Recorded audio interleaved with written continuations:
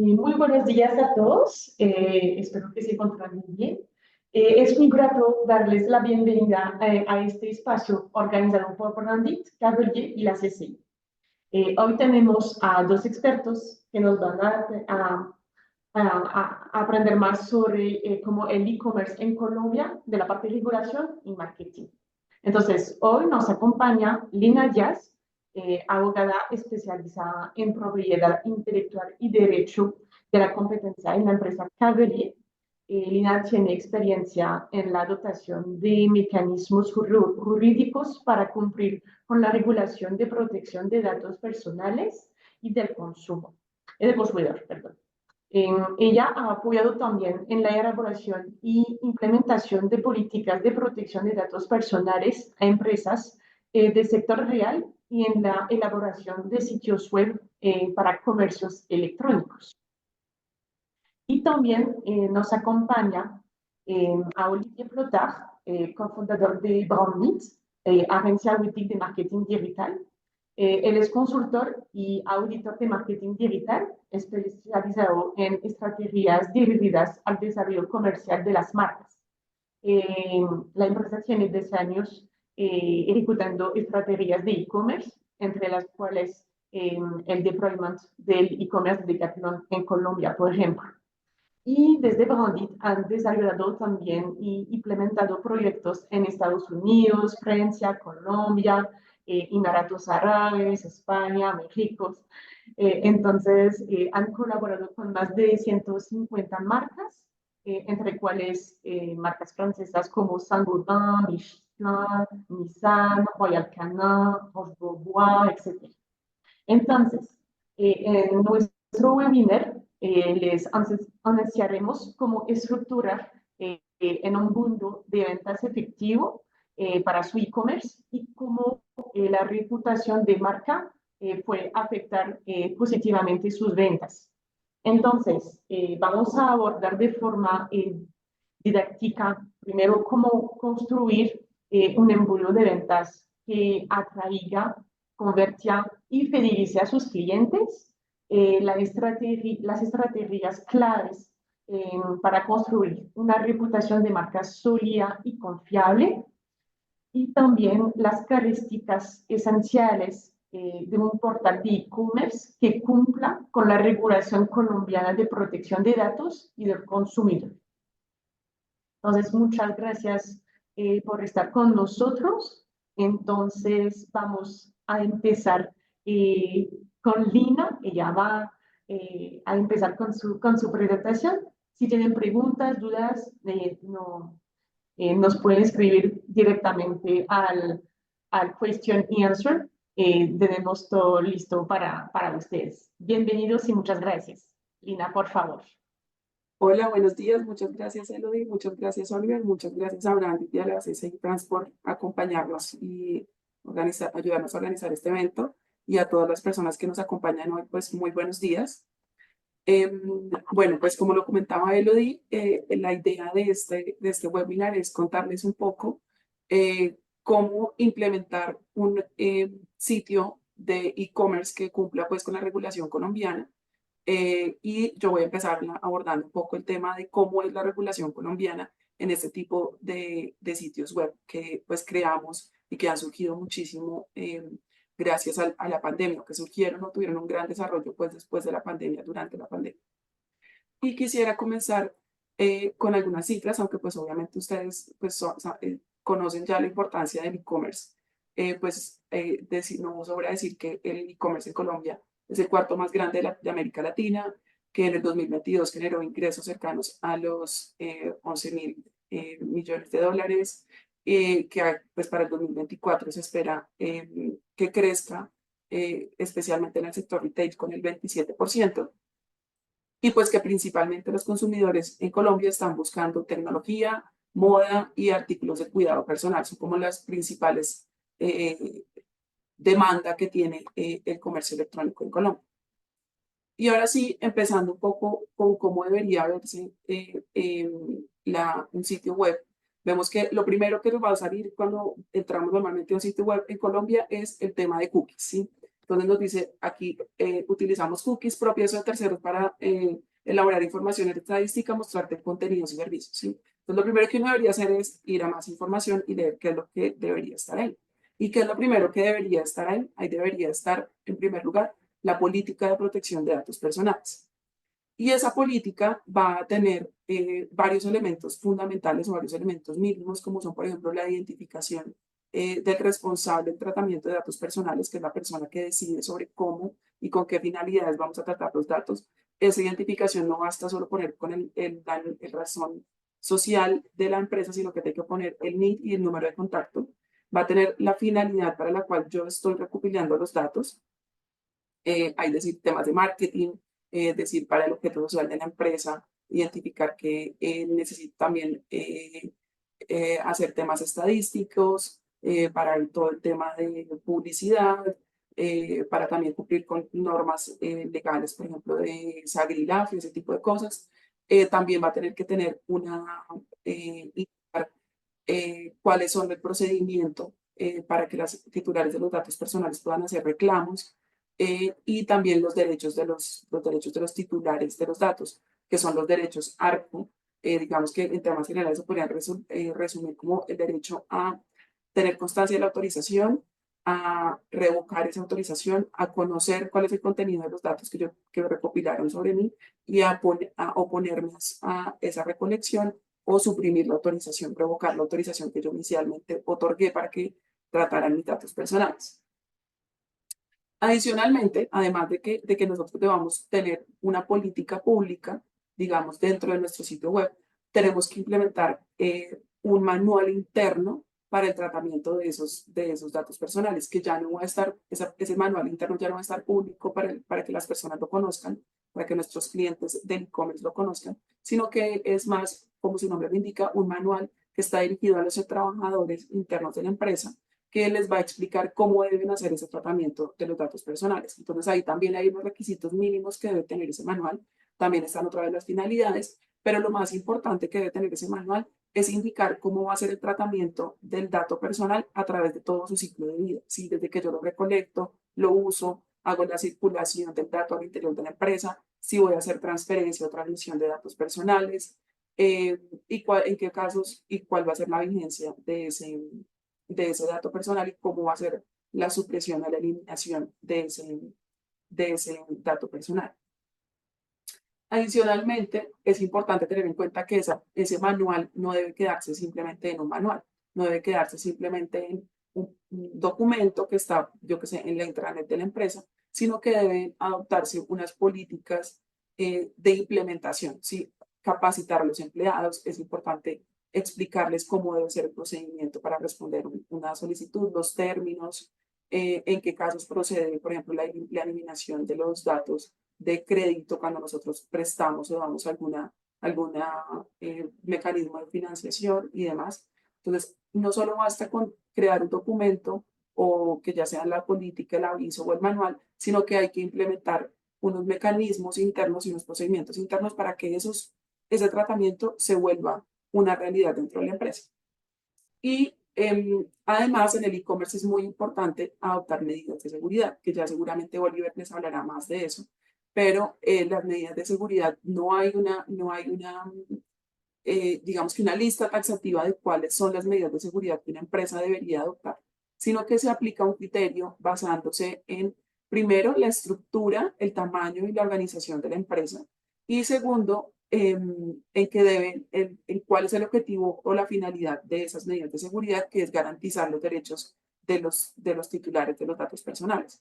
Entonces, a partir de ahí empiezan ya a mirar qué tan grande es mi sitio web, qué tan grande es mi e-commerce y qué permito yo hacer realmente dentro de ese e-commerce. Entonces ahí vienen, por ejemplo, mecanismos de seguridad para las claves de los usuarios del e-commerce, a enseñarles o fomentarles a que utilicen claves de seguridad que sean realmente seguras, que tengan un mecanismo de verificación con correo electrónico o con el número del celular. Adicionalmente, que tengan unos mecanismos que prueben su página web para que ellos no van a tener infiltraciones de hackers que les pongan códigos de seguridad, códigos dentro del código de la página web que les permita retirar datos de la página web y secuestrar esa información con los SQL, que son ese tipo de virus o hardware, ataques de hardware, de malware que ponen en las páginas web. Y tampoco que les hagan, por ejemplo, hacer pruebas de vulnerabilidad de la página web para que no les vayan a hacer, no les vayan a entrar demasiado flujo a su página web de forma que se vuelva imposible entrar para las personas que realmente están interesadas en ingresar a su página, que es el DDSO. Y también tienen que verificar cuando utilicen pasarelas de pago que cumplan con los estándares de seguridad para ese tipo de transacciones, ¿sí? Que ya hay unos que están reconocidos pues, a nivel internacional. Y finalmente, dependiendo del capital de la empresa, si tiene más de 42 millones de activos, deberán adicionalmente inscribirse en el Registro Nacional de Bases de Datos, que es un registro que lleva a la Superintendencia de Industria y Comercio, en el cual ustedes deben identificarse como responsables del tratamiento, indicar si hay un tercero encargado del tratamiento, otra empresa que ustedes le transfieran datos, por ejemplo, o le transmitan datos en el exterior. Deberán indicar cuáles son las bases de datos que tienen, las políticas, indicar cuáles son las medidas de seguridad y demás. Digamos que en términos generales, esos son los requisitos que deben tener o que deben cumplir para prestar este servicio de e-commerce en Colombia, ¿sí? Obviamente esto requiere una adaptación en el caso concreto de mirar qué tanta transaccional es el e-commerce o qué tanta interacción tiene con los consumidores, mirar qué tráfico tienen en redes sociales y demás, pero esos son digamos que los requisitos fundamentales. Entonces, volviendo a nuestra página web, el siguiente elemento que aparece es, ya digamos, cuando nosotros vamos a hacer una compra, que normalmente está el carrito y tenemos que mirar, bueno, digamos que ya pasamos al tema de protección de datos, otro elemento fundamental es la regulación de protección al consumidor. Entonces, el protección al consumidor, lo fundamental que exige el Estatuto de Protección al Consumidor es suministrar la información mínima. Y la información mínima para que el consumidor pueda tomar una decisión de compra con suficiente información y tenga suficiente conocimiento de qué es exactamente lo que está adquiriendo. Entonces tenemos que tener nuevamente la identificación del proveedor, que no basta únicamente con poner la razón social, hay que poner el NID y los datos de contacto, las instrucciones para uso del producto. Hay cosas que son muy sencillas como un zapato, una prenda de vestir que no necesita pues mayores instrucciones, pero sí para productos de tecnología, productos por ejemplo de aseo personal que puedan tener alergias, que puedan poner sus ingredientes, que puedan generar si alguna afectación a la salud del consumidor. Toda esa información debe estar en el e-commerce. Garantías del producto, las características del producto, peso, medida, talla, material de elaboración, todo ese tipo de elementos deben estar presentes en el e-commerce, las garantías que ustedes le ofrezcan al consumidor, además de la garantía mínima legal de 1 año, el precio total en pesos, y ese precio total debe estar discriminado, incluyendo todos los impuestos, incluyendo todos los gastos de envío, y también, por ejemplo, si ustedes ofrecen servicios adicionales de, no sé, una membresía, si ofrecen seguros, todo ese tipo de precios deben estar discriminados en esta información mínima que le dan al consumidor. La constancia de la operación, es importante que cuando yo hago una operación en comercio electrónico le remita de una vez o a más tardar al día siguiente al consumidor una discriminación o una constancia de en qué consistió su compra, cuándo van a ser los tiempos de entrega y todas las características pues, de la compra que hizo. Y se suministra también suficiente información sobre los medios disponibles para el pago, que ya puede ser PSN, tarjetas de crédito, Nequi, un desprendible para que vaya y lo paguen el baloto, bueno. Y el resumen del pedido, que como les decía, debe estar a más tardar al día siguiente de la compra. Y hay otros elementos adicionales que vamos a tener que cumplir con en el e-commerce, pero es más como ya relacionados no solo a la información mínima, sino otras funcionalidades que debe tener, otros elementos de información que debe tener nuestro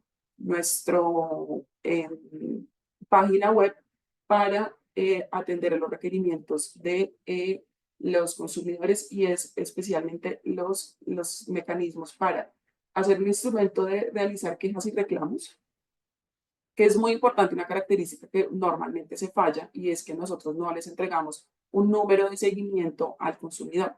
Cuando uno llama a empresas más grandes como Claro, como Uber, como todo este tipo de empresas, le dan a uno un código, un número de seguimiento de su queja, como un número radicado.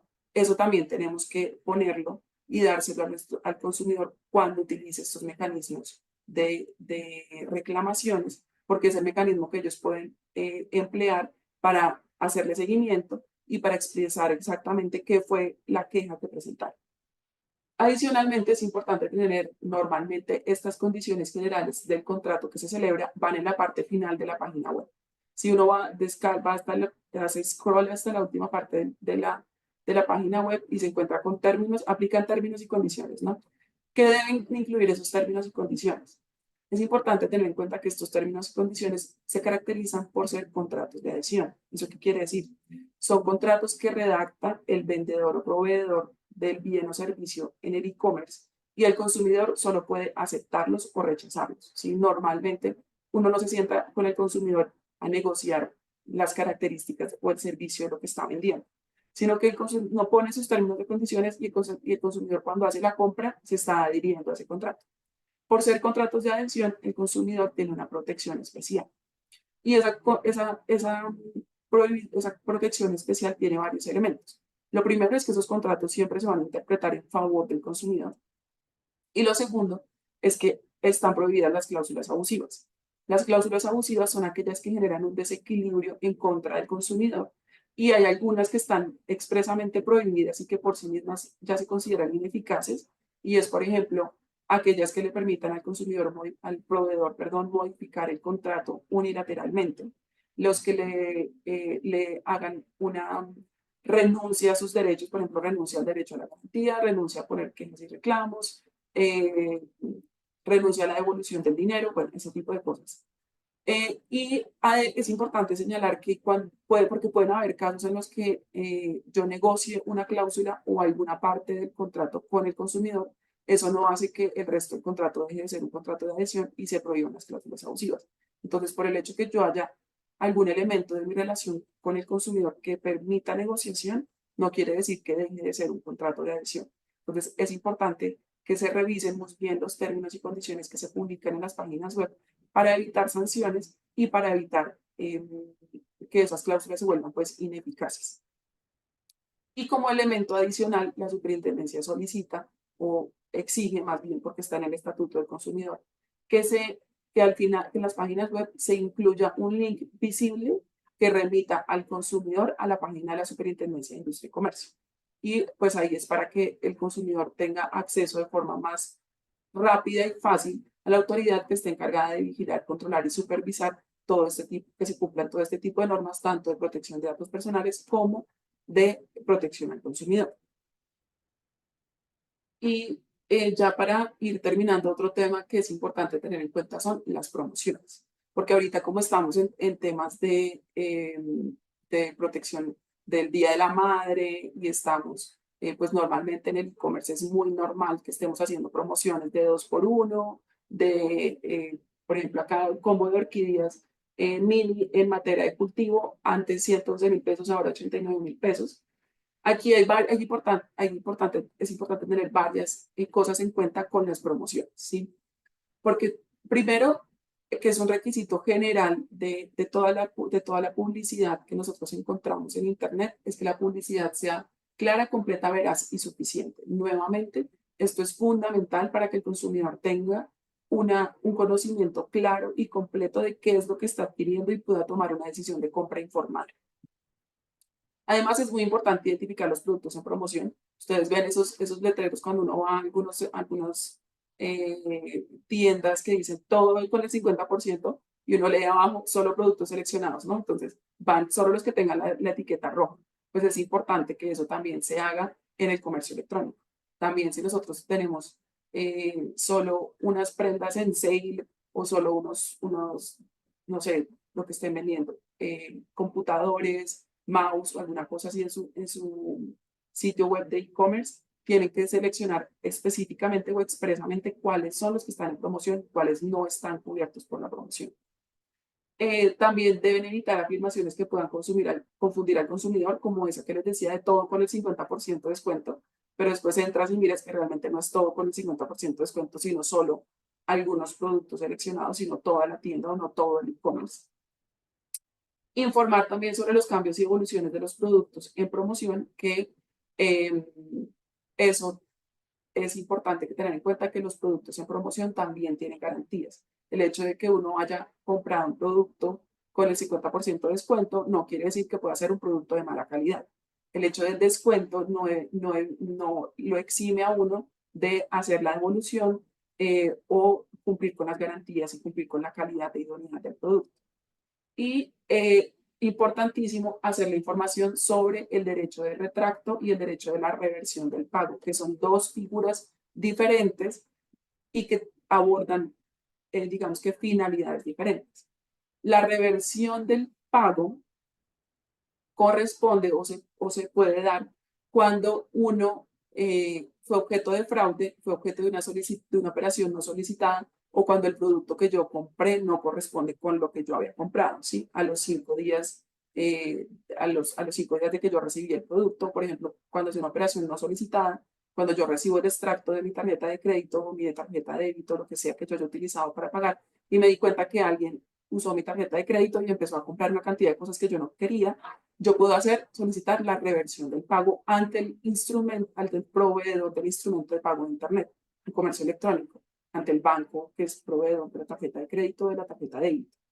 Y a ellos les digo, miren, yo fui objeto de fraude, me robaron la tarjeta de crédito, yo hasta ahora me di cuenta que hicieron estas compras pequeñas o muy grandes o lo que sea, no me llegó el número de la verificación por mi celular, lo que sea, reversa esa solicitud. Entonces yo tengo que decirle a la persona que compró, donde compraron ese producto, mire, voy a hacer esta reversión del pago, tengo que irme con esa constancia al proveedor del sistema, al emisor del sistema de pago, la entidad bancaria, y decirle, mire, reverse esta operación. Y el proveedor del instrumento de pago tiene 30 días para hacer efectivo esa devolución del dinero. Ya después, si llega a haber alguna controversia y el persona dice, mire que usted sí lo compró, mire que usted aquí tengo la constancia de que usted sí hice verificación, por eso para eso es importante las medidas de seguridad. Yo hice verificación por su correo electrónico y efectivamente usted ingresó su correo electrónico y puso en mi comercio electrónico en ese e-commerce ese código que yo le mandé, entonces yo sí pude verificar eso. Si llega a haber alguna controversia y uno inicia un proceso ante la Superintendencia de Industria y Comercio, ya cuando haya una decisión en firme, la reversión que haya hecho inicialmente el emisor del sistema de pago se volverá definitiva en caso de que se resuelva a favor del consumidor o se deberá dar ese dinero al proveedor productor del bien o servicio en caso después de que se haya efectivamente comprobado que sí se trató de una operación solicitada por el consumidor y el consumidor puede ser objeto de sanciones si se demuestra que actuó de mala fe, ¿sí? Y el derecho de retracto es otra cosa, es otro instrumento que está previsto especialmente para los temas de e-commerce y aplica en los casos en ventas a distancia, ventas por catálogo, ventas por internet o por comercio electrónico digamos que los métodos no tradicionales de venta, por ejemplo, las ventas también por catálogo, ¿sí? En esos casos, yo puedo a los 5 días decir, tal vez yo vi otra promoción o tal vez eso ya no me interesa o realmente me di cuenta que ese producto que me ofrecieron así, pues las impulsadoras no es lo que yo quería, puedo solicitar el retracto. Y entonces para eso simplemente tengo que hacer la solicitud al e-commerce y decirle yo no realmente no quería comprar eso. Entonces, por favor, reverse la operación. Y pues en las promociones, como les decía, es importante uno también incluir esta información de la reversión del pago y del derecho de retracto en los términos y condiciones generales que uno tiene dentro de su página web. Y ahí le dice también al consumidor, para hacer el retracto, la reversión del pago, usted tiene que llenar este formulario, enviar la solicitud a este correo y nosotros le responderemos en 3 días, 5 días. Bueno, ahí ya se van estableciendo los procedimientos y, como les mencionaba, también es importante que se implementen políticas al interior de la empresa para cumplir con esto, que haya una persona pendiente de atender estas solicitudes ya sea que se presenten por todos los canales que ustedes tengan dispuestos para esta finalidad. Instagram, WhatsApp, correo de la empresa, punto de contacto en el e-commerce y demás. Pues eso es en términos generales lo que corresponde a la regulación desde el punto de vista de protección al consumidor y de datos personales. Le cedo ya la palabra a Oliver, que les va a hablar un poco más del el tema de branding y del reconocimiento del posicionamiento de marca. Pues obviamente todo esto también está ligado a eso, porque si no cumplimos con esto y tenemos una sanción de la superintendencia, nuestra reputación no va a ser muy buena. Entonces, pues igual quedamos pendientes de sus preguntas al final. Súper. Muchas gracias, Lina. Muchas gracias, Elodie, por la invitación. Voy a compartir pantalla. Aquí, ok. Listo. Bueno, como introducción, aprovecho que Lina hizo una presentación muy completa de todos esos temas regulatorios y muchas veces a nosotros los marqueteros nos perciben un poco como mercenarios sin fe ni Dios, que realmente usamos la data al máximo y sin leyes para tratar de dar a la publicidad un alcance máximo. Pero y creo que es muy importante y creo que realmente ese mix de temas es totalmente válido, especialmente en este momento. Realmente nos damos cuenta en nuestro trabajo diario y especialmente en el e-commerce que cada vez más el usuario o sea, sabe mucho de este tema. Y dentro de las cosas que él siempre mira es precisamente mis datos están protegidos, mi pago está protegido. O sea, hay tantos fraudes en este momento que realmente el tema de protección de datos, de reputación de marca es muy clave en todo lo que hacemos a nivel de marketing digital. Entonces, por eso es que nosotros los marketeros ahora también integramos mucho todo ese tema. No lo dejamos de un lado y los invito realmente a tener mucho cuidado con todos esos temas, a hacerlo con juicio, porque es muy importante para el tema de reputación de marca, que ya les voy a mostrar dónde es importante. Entonces, voy a hablar de 4 temas. Voy a hablar un poco de la diferencia, hacer como una definición del e-commerce, ¿no?, que es diferente al marketplace. Vamos a hablar un poco de la mecánica del e-commerce en general, luego miraremos un poco la importancia del estudio de mercado dentro de este contexto y la importancia de la reputación de marca, que es un poco el tema que nos interesa hoy. Bueno, primero hay que salir de esa confusión entre marketplace e e-commerce. Ustedes, si tienen un e-commerce o si están metidos en la venta en línea, tienen un producto o un servicio que venden en línea y tratan de identificar y atraer gente a esos productos o servicios. Pero hay 2 maneras de hacerlo. Hay por medio de un marketplace, que van a ser todos estos: Mercado Libre, Amazon, el marketplace de Facebook, o algunos especialistas como Rappi, Airbnb, Finca Raíz, etc. Y tienen el e-commerce, que es diferente. El e-commerce es, ustedes tienen su página web y se encargan de todo: el marketing, la publicidad, la reputación, etcétera. ¿Sí? La gran diferencia entre los dos es que, y por eso yo puse aquí presupuesto muy bajo cuando se trata de un marketplace, o si tienen un presupuesto más alto pueden tener un e-commerce. La diferencia inmensa aquí es quién genera el tráfico, quién atrae esos clientes potenciales a mis productos o servicios. Cuando es por medio de estos señores, entonces es el mismo Mercado Libre que va a atraer el tráfico. ¿Por qué está? Y aquí es ustedes, obviamente, el que tiene el e-commerce. ¿Por qué es tan importante? Porque dentro de toda la estrategia de marketing digital para el e-commerce, esto es lo que más cuesta: llevar tráfico a mi página web. Entonces, recomendación: si su presupuesto es muy bajo, empiecen aquí y luego pasan aquí a tener un e-commerce. Si el presupuesto es más alto, les voy a dar una idea muy general, ¿no?, porque depende mucho del mercado, del producto que venden, del nivel de competencia, pero si están por debajo de 2-3 millones mensuales, entonces no se vayan aquí todavía. Esperen un poco, consoliden aquí el negocio y ya pásense a e-commerce. Paso rápido sobre eso porque realmente no es lo más importante. Entonces vamos a enfocar en el e-commerce como tal. Entonces tienen su página web, tienen algunos assets digitales que vamos a ver después y van a empezar a hacer su estrategia de marketing digital, entonces de venta en línea, ¿ok? Todo lo que hacemos en marketing digital y especialmente en e-commerce siempre responde a una organización en embudo. Y este embudo, ¿de qué nos sirve? Nos sirve para segmentar. ¿Cuál es lo primero que tenemos que hacer? Es, especialmente si tenemos una marca que no es conocida, es que vamos a tener que empezar a comunicar acerca de la marca.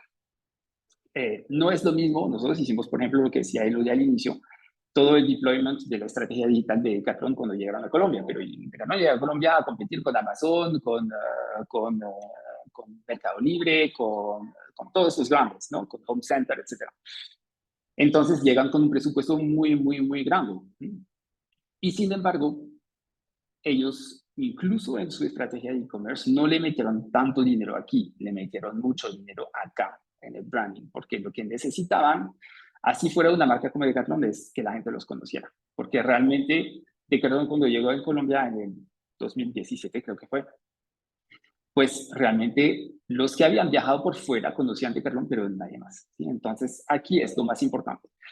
¿Por qué trabajamos en un embudo de marketing digital? Porque podemos segmentar cada etapa. Es decir, aquí voy a crear una publicidad, un contenido que voy a difundir en un canal que yo haya elegido. Puede ser, pues, por ejemplo, Instagram, Google Ads, lo que sea. ¿Sí? Entonces, la gente me va a conocer aquí. Pero luego, digamos que, por ejemplo, aquí tenemos, no sé, yo tengo 200.000 personas que ven mi anuncio aquí, en un canal que yo haya elegido. Dentro de estas 200.000 personas voy a tener ciertas personas, pongámosle 10%, 20.000 personas que tuvieron algún tipo de interacción con mi contenido. No sé, le dieron clic a una foto, vieron un video que puse en redes sociales, lo que sea. ¿Sí? Pero yo aquí puedo detectar gente que empieza a tener un interés. ¿Sí? Si mi marca no es conocida, es difícil empezar a generar este interés y claro, esto es valor. ¿Sí? Por ejemplo, si yo tengo, no sé, una marca nueva de televisores y llego a competir con Samsung, con LG, con Calais y todas esas marcas, pues claro, es muy difícil que la gente confíe para llegar a la compra. Entonces, tengo que ir paso a paso. Aquí voy a detectar los primeros que tienen interés. Luego, para esta gente, y eso es un poco la magia del marketing digital, es que yo puedo aquí extraer esta data que tengo aquí y crear un nuevo anuncio solamente para la gente que aquí interactuó con mi contenido. Y a esta gente les voy a enviar un nuevo tipo de publicidad, lo mismo por el canal que yo decida, para que vayan a mi página web. ¿Sí? Y digamos que de estos 20.000 que nos quedan, se van lo mismo, 10%. 2.000 personas vienen a mi página web. Luego, dentro de mi página, tienen varias acciones, entonces revisan productos, no sé, quieren saber quiénes somos nosotros, de dónde venimos, la trayectoria, etcétera, ¿sí? Y algunos de ellos van a agregar productos al carrito de compra porque realmente entendieron el value proposition, entendieron el producto, sus cualidades, lo que sea. Lo van a agregar al carrito de compra y algunos de ellos, entonces pongámosle otra vez 10%. Entonces yo tenía 220, 2.000 aquí. Yo tengo 2.000 carritos de compra. Y un 10% me va a comprar, que ya sería fantástico, ¿no? Digamos que si 200 personas me compran, perfecto. Pero aquí, de esos 2.000 carritos de compra, porque tengo solamente 200 compras, ¿sí? Entonces aquí entra un tema y es que en ese embudo siempre perdemos gente. Por X o Y razón. No sé, mi hijo se cayó, está haciendo el pago y finalmente me detuve y se le olvidó. O no tengo mi tarjeta de crédito, no puedo terminar el pago, lo terminé mañana y se me olvida, ¿sí? Entonces aquí igualmente tenemos con el marketing digital, con casi todos los canales, la opción de volver a impactar gente aquí con publicidad muy específica, donde mostramos el mismo producto que tienen en su carrito de compra, que llamamos carro de compra abandonado, ¿sí?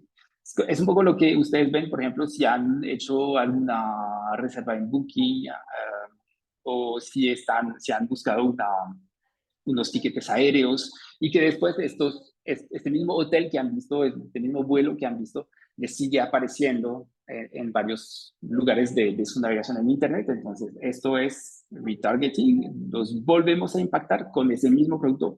Esto se hace por inteligencia artificial. Simplemente le decimos a la plataforma, quiero que me vuelvas a impactar a esa gente y logramos pues aumentar las ventas que tenemos aquí.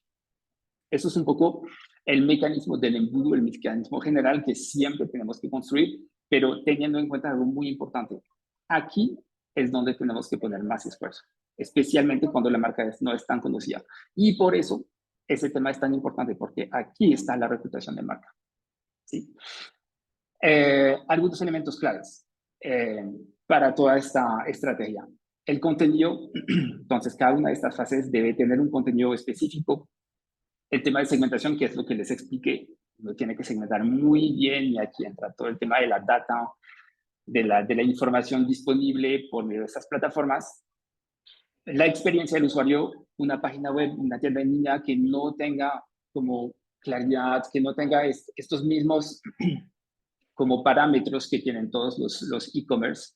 La gente se va a perder diciendo, pero ¿qué es eso? No es seguro, no me parece muy pequeño, ¿sí? ¿Será que sí van a entregar? Etcétera. Entonces, experiencia de usuario tiene que ser muy buena.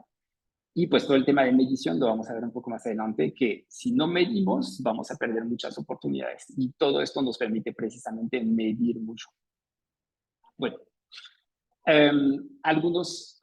como contexto, ¿sí? Entonces, cuando hablamos de e-commerce, tienen que tener en cuenta que van a necesitar unos assets digitales, y cuando digo assets, son activos de la empresa. Es muy importante que lo tengan en mente, o sea, no vayan a dejar todo bajo control de un tercero como una agencia, por ejemplo, con su tienda en línea, con sus redes sociales, sus contenidos, videos, trabajos que se hacen con influenciadores, etcétera, y las bases de datos. Y creo que eso es algo que mencionó Lina en su presentación. Es muy importante que esas bases de datos las colecten y las registren de la forma como se debe hacer, ¿no? Porque esto puede pasar que la gente si los volvemos a impactar de forma un poco constante, se pongan como infelices y se vuelvan un poco agresivos con la publicidad si no dejaron sus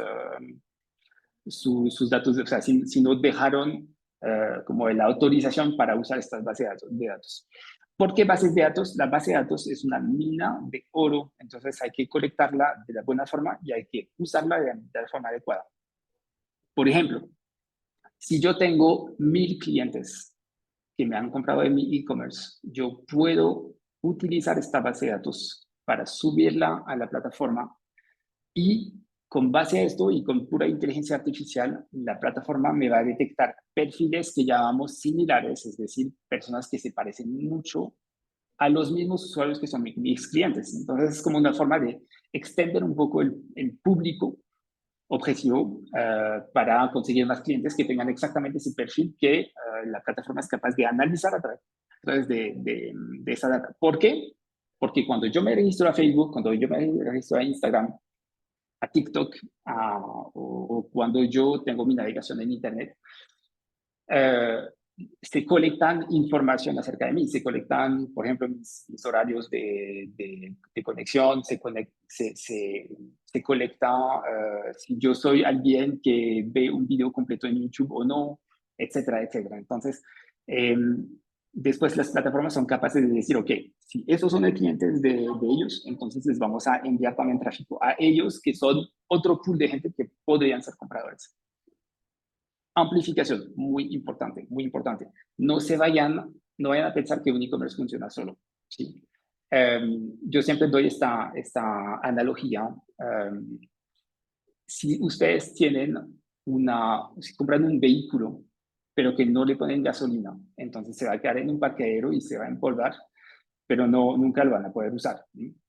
Es lo mismo para un e-commerce. Un e-commerce nunca va a funcionar solo. Hay que pagar publicidad para que funcione. Entonces, en YouTube, en Meta, en TikTok, en Google Ads, en Pinterest, lo que sea. Pero si quieren aumentar ese tráfico, van a tener que pagar publicidad. Y tenemos finalmente temas de rastreo. Y les voy a mostrar un ejemplo concreto después, donde el rastreo nos permite tanto saber cuáles han sido las acciones de un usuario en mi página, en mi e-commerce, y me permite también calcular todos los resultados, las ventas, etcétera, etcétera. Ese es el ejemplo que les quería mostrar. Eso es un ejemplo real de un cliente con el que trabajamos. Es una tienda en línea que vende ropa un poco alta gama. Entonces tienen su banner de cookies.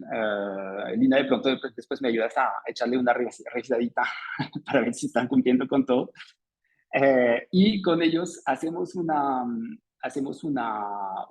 campañas. Entonces determinaron que Instagram es su público, que realmente por ahí pueden vender mucho. Y conectamos los dos a través de este código de rastreo que se llama el Facebook Pixel, ahora API de conversión. Bueno, hay varios términos que es lo mismo, es decir, que todo lo que hago en Instagram, toda la publicidad que mando aquí, me lleva tráfico a mi página y yo soy capaz de decir después, ok, tal persona, bueno, sin el nombre y sin el apellido, pero no sé, X usuarios me han comprado, venían de tal publicidad que hice en Instagram y me compraron por tanto, etcétera, etcétera. Entonces yo tengo estos dos conectados, luego hago publicidad en Facebook Ads, en este caso porque es para Instagram, entonces Facebook es Instagram, WhatsApp, Facebook.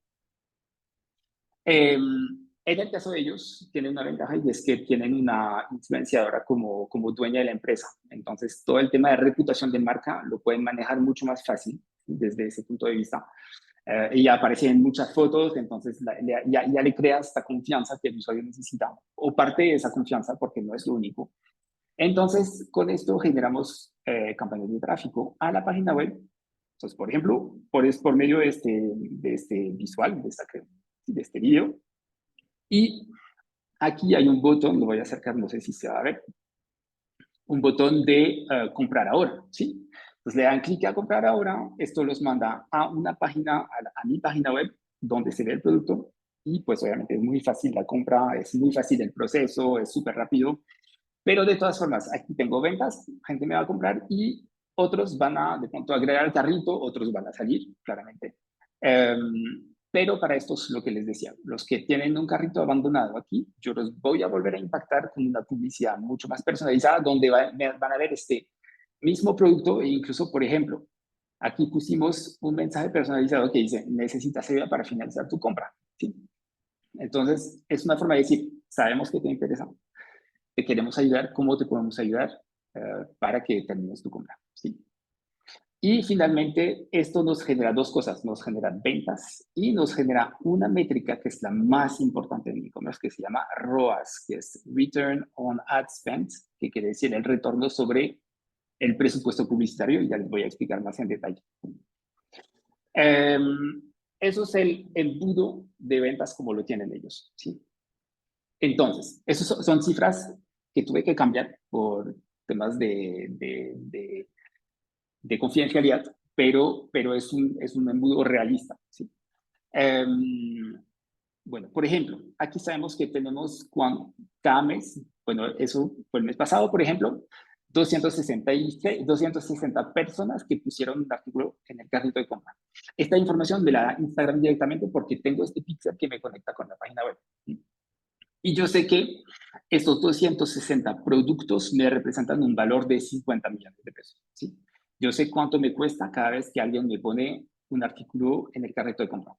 Y luego vamos a ver etapa por etapa cuánto estamos perdiendo. Entonces, los que inician checkout de estos 260 ya no son 260, sino solamente 98. ¿Sí? Y lo mismo, ¿cuál es el checkout value? O sea, el valor del checkout. O sea, ¿cuánto me queda en ventas potenciales y cuánto me cuesta por venta potencial? Pasamos a la fase siguiente, ¿cuántas personas ponen la información de pago? Aquí nuevamente perdemos una parte del total, ¿sí? 53 de los 98. Lo mismo, ¿qué valor tengo aquí? ¿Cuál es el costo por oportunidad de compra? Y al final tengo mis ventas. Tengo 25 compras que representan un 9.6% de las 260 aquí. Y me da tres informaciones muy importantes. Una es cuánto me costó cada venta. Entonces, claro, si yo tengo un producto de 70.000 pesos y que cada compra me cuesta 73, pues no hay, estoy perdiendo dinero, ¿sí? Entonces no sería interesante. El valor de compra, ¿sí? ¿Por qué valor me ha comprado? Entonces, por ejemplo, aquí me han comprado por 9 millones de pesos, ¿sí? Y el ROAS, esta cifra que les digo que es tan importante, es por cada peso que invierto, ¿cuántos pesos vendo? ¿Sí? En este caso, por cada peso que invierto, vendo 4.91 pesos, ¿sí? Y esto, porque lo que les digo, o sea, yo puedo tener aquí 50 millones de pesos, 2.000 millones de pesos, pero si yo invierto más para lograr esto, pues no es rentable, ¿sí? Entonces, por eso el ROAS, sea cual sea el valor que yo voy a invertir, es el más importante. Bueno, ahora entramos en el tema del estudio de mercado. El estudio de mercado, ¿por qué es tan importante? Porque como se han dado cuenta, como podemos medir todo, necesitamos por lo menos tener 3 elementos muy claros. Uno es el público objetivo. Aquí muchas veces hacemos el error de enviar a todo el mundo y especialmente si yo tengo una marca pequeña, nunca la voy a lograr. O sea, imagínense yo vendiendo, no sé, vendo bicicletas, ¿sí? De una marca que no es muy conocida. Caso real porque nos ha pasado. Y voy a competir con Decathlon, con todas las marcas que ya tienen presencia, con bueno, o sea, Amazon, Falabella que es un gastador brutal en publicidad. Entonces, no, yo tengo aquí que definir muy precisamente mi público objetivo, porque además en la segmentación en las plataformas tengo muchas opciones. Entonces, aquí tengo que saber exactamente cuál es mi público objetivo. Tengo que entender mi competencia. Si, por ejemplo, yo vendo, no sé, productos tecnológicos, pues yo me meto en Google y busco quién está vendiendo, haciendo lo mismo. Se van a dar cuenta, Amazon, ese nuevo Temu que hace poquito entró. De hecho, paréntesis para Temu, que es una marca china que vende en Colombia desde hace como 2 meses tal vez.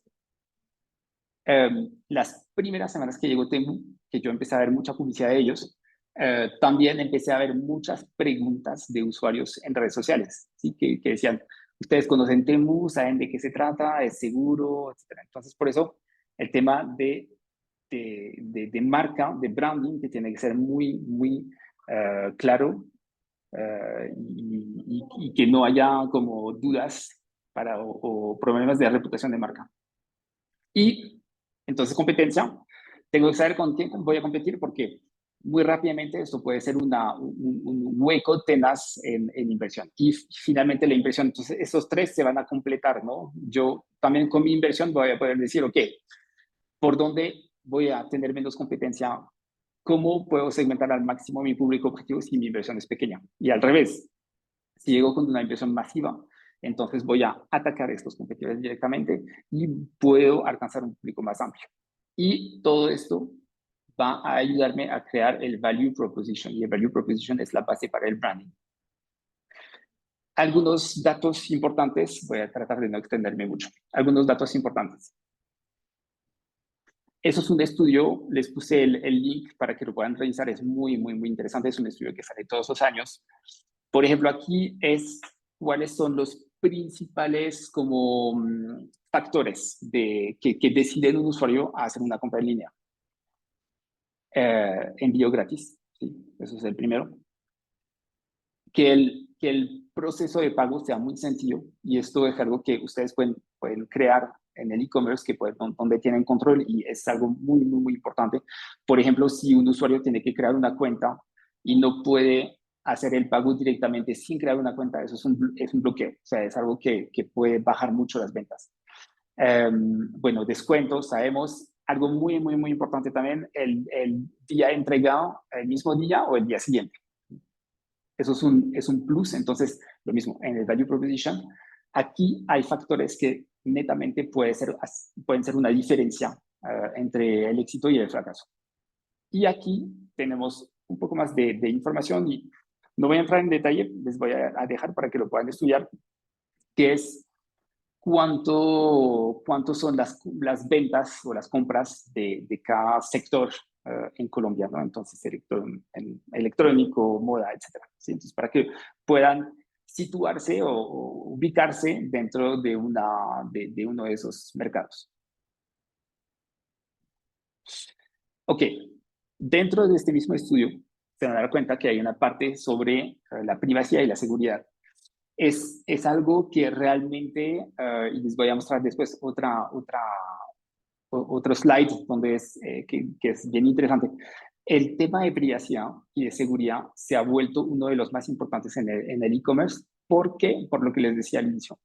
Mucho fraude. La gente escucha todos los días historias de que me robaron, de que nunca me dieron la plata, etcétera, etcétera. O sea, hay que tener muchísimo cuidado con eso y crear esa confianza. Y esa confianza se crea precisamente con todos esos elementos de reputación de marca, incluyendo, y yo creo que es uno, de hecho, de los más importantes, los que mencionaba Lina al inicio. ¿Sí? Voy a mostrarle una curva, una gráfica, que muestra un poco que eso es para que ustedes sepan también, de acuerdo con el público objetivo que tienen, cuáles son los que tienen más preocupación por ese tema. Aquí tenemos 4 generaciones que se comportan completamente, o sea, de forma totalmente diferente en sus compras. Tenemos los boomers, generación X, millennial y Gen Z, que son los más jóvenes. Cuando el boomer en su época está concentrado sobre todo sobre calidad-precio. ¿Sí? Hoy los jóvenes, y eso lo vemos todos los días, lo que más les importa son aspectos inmateriales y especialmente estos 3, responsabilidad social empresarial, medio ambiente y privacidad. Esos 3 son pilares en su decisión de compra. Los jóvenes ya no compran marcas, o pues no todos obviamente, pues una generalidad, no es en el caso particular, pero no compran marcas que no son respetuosas ni con sus empleados, ni con el medio ambiente, que tienen fallas en privacidad, etc. Es realmente algo que a ellos les preocupa mucho. Entonces, si van a vender a un público más joven, es muy importante que tengan esto muy claro. No sé si me escuchan porque creo que uno de mis audífonos se apagó. Listo. Reputación de marca. Entonces, terminamos con qué es lo que es para completar un poco lo que dice Lina. Obviamente Lina lo desarrolló mucho más, pero yo les voy a decir desde el punto de vista de marketing cuáles son esos elementos más importantes. Tener el banner de cookies. Esto ahora ya uno sin banner de cookies muchas veces se va. Y esto, si tienen un WordPress, WooCommerce, Shopify, PrestaShop, todos tienen plugins, módulos que ya están hechos y tienen que buscar uno especialmente, pues en mi opinión, que respeta la Ley de Protección de Datos Europea, que es de las más estrictas que hemos tenido que desarrollar. Políticas de envío, devoluciones y garantías, lo mismo, todo lo que explicó Lina, súper importante. Esto queda claridad, transparencia y el consentimiento. Eso es muy clave. La gente no va a comprar si no tiene esas garantías. Y la seguridad del pago, también Lina lo habló. El que ahora, o sea, los jóvenes son más educados, mucho más que nuestra generación, de nuestros papás, ¿no? Si la URL no tiene el candadito, el HTTPS, que es seguro, no van a comprar, o sea, no se van a arriesgar. Y esto es muy fácil con un certificado SSL que uno asocia a su dominio. ¿Sí? La parte técnica no va a entrar en detalle porque es muy técnico, pero es fácil tenerlo. Y listo. Entonces, recomendación e invitación. El e-commerce necesita para funcionar mucha reputación de marca y esta pasa por hacer las cosas bien, incluso el tema legal.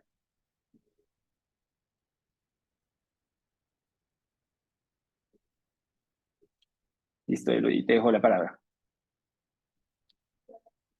Muchísimas gracias, Olivier. Bueno, entonces, no sé si ustedes ya tienen preguntas, dudas, inquietudes, ya les deje el espacio en la parte de respuestas perdón, preguntas y respuestas, pero no tengo por el momento personas que me han escrito, entonces le voy a agradecer a los panelistas del día de hoy, a Lina y a Olivier. Entonces le voy a compartir dentro del chat los correos de Lina y Olivier si tienen preguntas, dudas, inquietud, para que ellos le pueden contestar directamente. Y van a encontrar también la grabación de este video en la página web de la Cámara de Comercio Colombiana en unos días. Entonces, el tiempo de hacer toda la presentación. Entonces, muchísimas gracias a todos.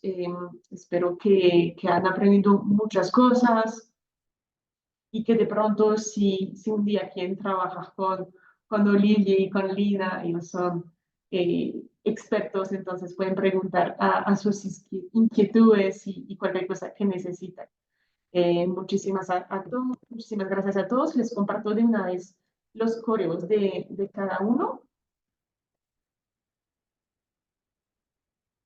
Una persona escribió, ¿en qué medida es completamente legal, necesario que los e-commerce colombianos piden números de ID? Entonces, Lina, si me puedes ayudar con la pregunta. Números de ID, a ver, es importante tener en cuenta que si se refieren a números de ID como números de cédula, eh, como lo decía Oliver, muchos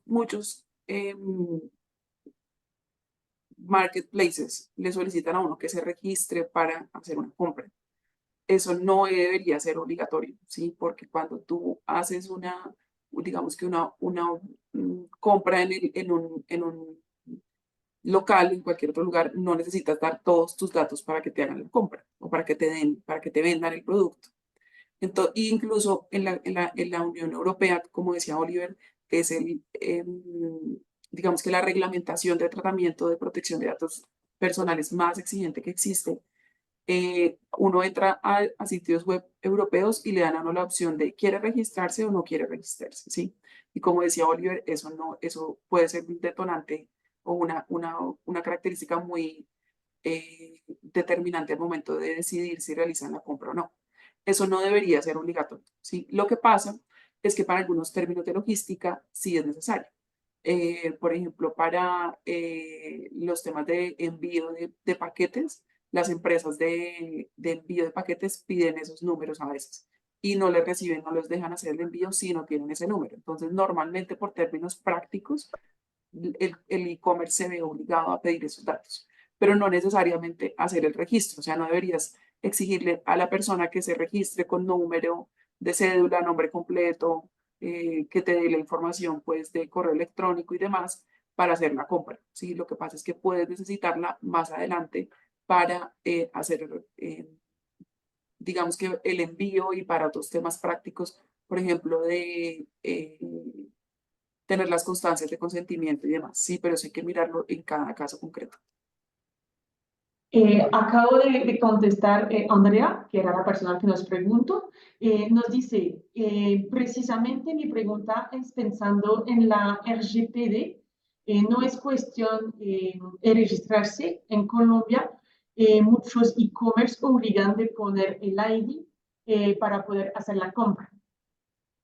Sí, como te comentaba, eso no debería, o sea, en Europa no es exigido y aquí no deberían hacerlo así, pero posiblemente lo necesiten para instrumentalizar o para poner en práctica, digamos que otras partes, otras cadenas del comercio electrónico, como el envío, que las empresas de envíos de paquetes sí exigen esa información. Muchísimas gracias, Lina. Tenemos otra pregunta de Carolina Muñoz, que nos dice, cuando yo comunico una promoción, un descuento en mi página web, siempre debemos poner, entre paréntesis, african TYC según disponibilidad, o se pone una parte abajo en la página web. Eso es una pregunta muy importante, muy buena. Me alegra que la hayan hecho. Muchas gracias, Carolina, porque es importante tener en cuenta una cosa. Cuando uno hace una promoción en Internet, no puede decir simplemente aplican como que está viable la promoción hasta que se agoten las unidades disponibles, como cuando ponen como hasta agotar inventario o solo 50 unidades disponibles. tienen que poner cuántas restan. O sea, tienen que estarle informando al consumidor en el comercio electrónico. De 50 nos quedan 25 y compraron una 24. ¿Sí? Como que tiene que tener un sistema de conteo que le permita tener información al consumidor de cuántas unidades quedan disponibles para que al momento de tomar la compra, de hacer la compra, sepa que va efectivamente a adquirir su producto con esa promoción. Incluso es bueno que hay mecanismos de comercio electrónico que permiten bloquear esas unidades. Si ya se acabaron mis 50 unidades y ya no tengo más, bloqueo y ya no puedo seguir vendiendo esas unidades, ¿sí? Porque después tienen ustedes que responder por esa compra que se hizo. Y es importante tener en cuenta también que si eso se acaba, si la disponibilidad de esos productos se acaba, la promoción también se tiene que suspender inmediatamente. O sea, yo no puedo decir, tengo esta promoción de 50 kits de maquillaje o 50 mouse, bueno, lo que sea, y que ya se acabaron, que ya diga salga el letrero como agotado, que yo no puedo hacer la compra y la promoción siga apareciendo ahí. Esa promoción también se tiene que quitar inmediatamente. ¿Sí? Y tiene que decir cómo esta promoción ya no aplica o lo mejor es retirar la promoción para que no haya confusión en el consumidor. De hecho, si puedo, perdón, Lina, completar una cosita. Gracias al rastreo del que estaba hablando ahorita, o sea, ese pixel o ese tag que vincula la página con la publicidad, también hay maneras en la que la publicidad se detenga tan pronto llegamos a un nivel bajo de disponibilidades. Entonces, es algo que, o sea, si por ejemplo, no se me quedan 10 unidades, yo le puedo poner una alerta, o sea, una regla a la publicidad para que deje de publicarse. Exacto. Muchísimas gracias, Oli y Lina, para esas respuestas, el apoyo. Bueno, entonces muchas gracias a todos. Ya puse los correos de Lina y Olivia en la parte del chat y también van a averiguar que en unos días van a recibir como el correo de agradecimiento para participar al webinar y con el link la grabación de la video. Entonces, muchísimas gracias a todos. Les deseo un feliz día. Y gracias otra vez, Lina y Olivia, para sus presentaciones. Muchas Hasta gracias, luego a Elodie. todos. Muchas gracias, Oliver. Muchas gracias a todos. Que estén muy Muchas bien. gracias, Feliz Elodie, día. gracias, Lina. Que estén bien. Buen Hasta día. luego. Hasta luego.